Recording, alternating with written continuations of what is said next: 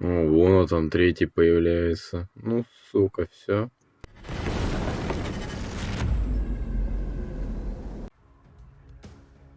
Another major Russian refinery halts operations following Ukrainian drone attacks. Lukoil's Volgograd oil refinery has stopped operations following a strike by Ukrainian drones, Reuters informs. Sources told the agency that the drone attack damaged the main CDU-5 processing unit, with a capacity of 9,100 metric tons, 66,700 barrels per day, and the hydrocracking unit, with a capacity of 11,000 tons. The plant has been stopped. CDU-5 was on fire. There is some damage to the hydrocracker, one source said. Reuters' request to Lukoil for comment on the incident went unanswered.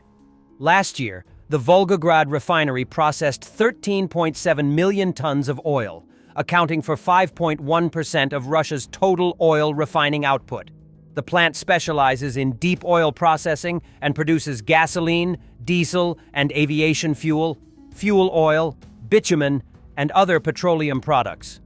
This drone attack on the Volgograd refinery is at least the third in the past 3 months, with previous attacks occurring on August 14th and 19th. Recently, 2 refineries, the petrochemical plant in Bashkiria and the Nizhny Novgorod refinery, halted operations following drone attacks. Prior to that, Ukraine's defense forces targeted the Saratov oil refinery in Russia's Saratov region. Hits were recorded on the facility, and a fire broke out in the area of the processing units. Earlier, Security Service of Ukraine head Vasyl Malyuk stated that Ukraine has already carried out 160 strikes on refineries and other facilities deep within Russia.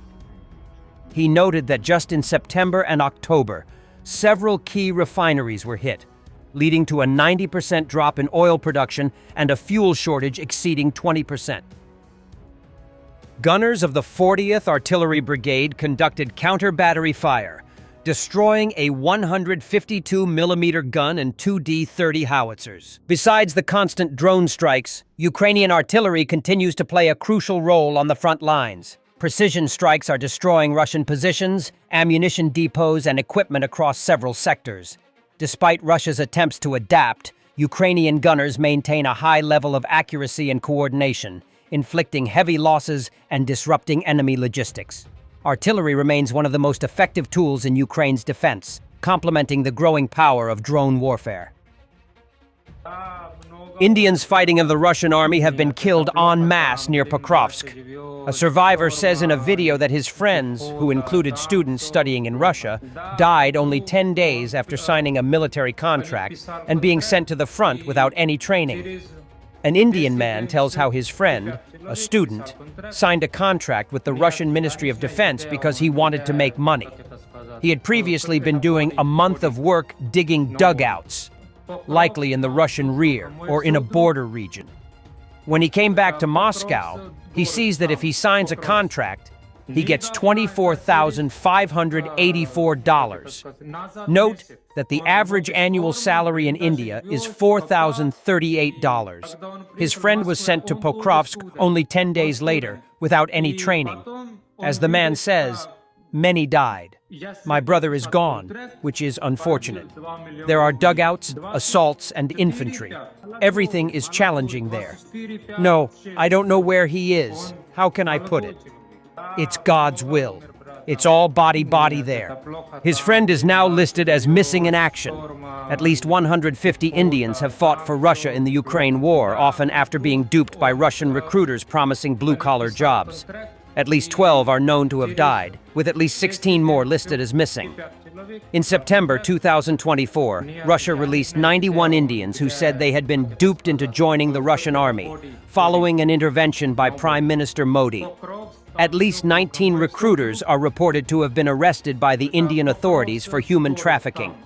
Despite this, the problem has persisted.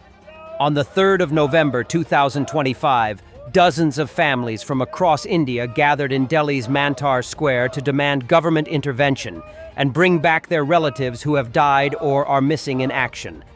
His brother Ashu says that Aman last contacted his family on the 15th of October, saying, "They are sending me to the front.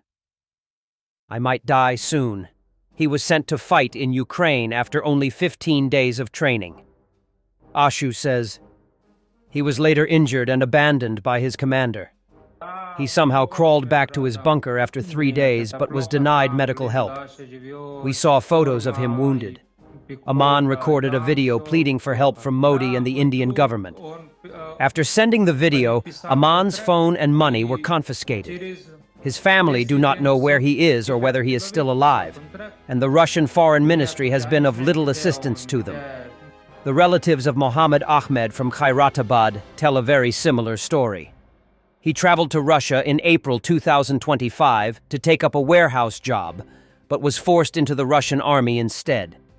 His niece says that he was forced to sign a contract written in Russian. When he tried to translate it on his phone, they snatched it and made him sign. He is being beaten and tortured to fight a war he never agreed to.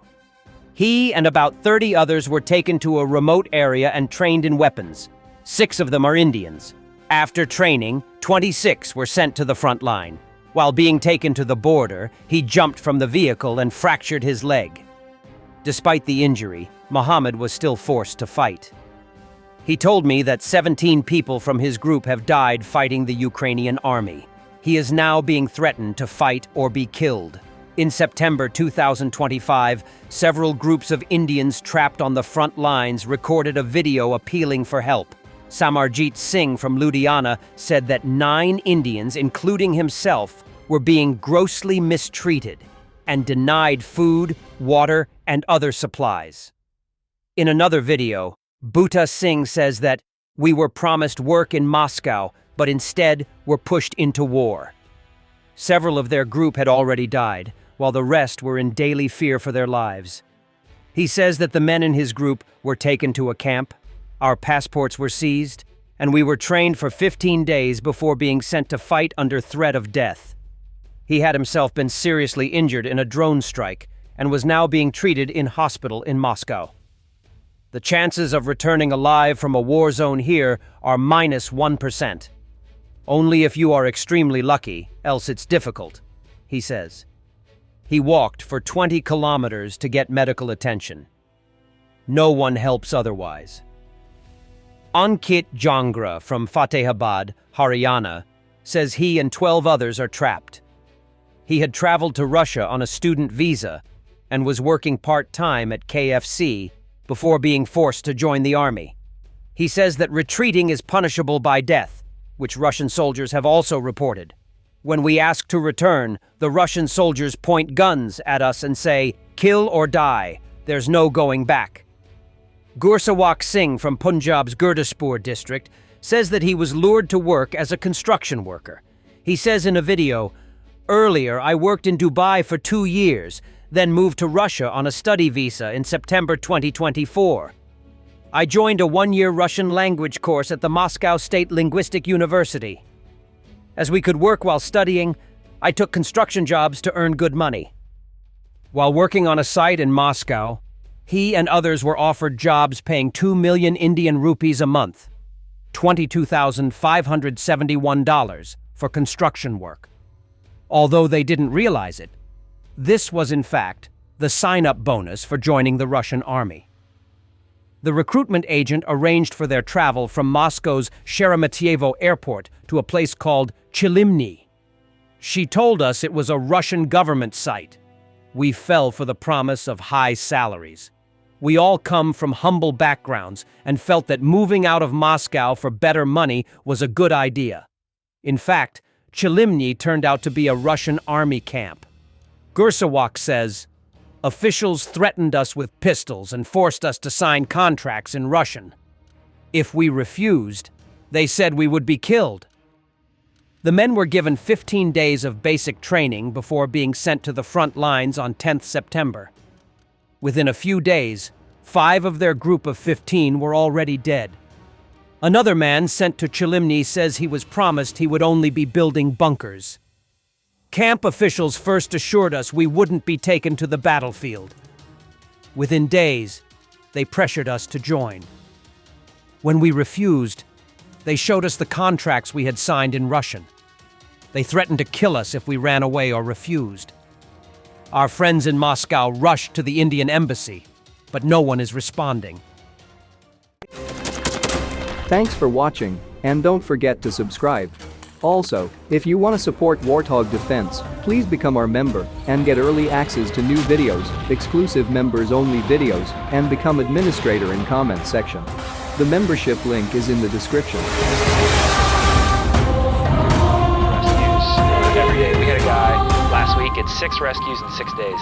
You know, he's doing the job every day.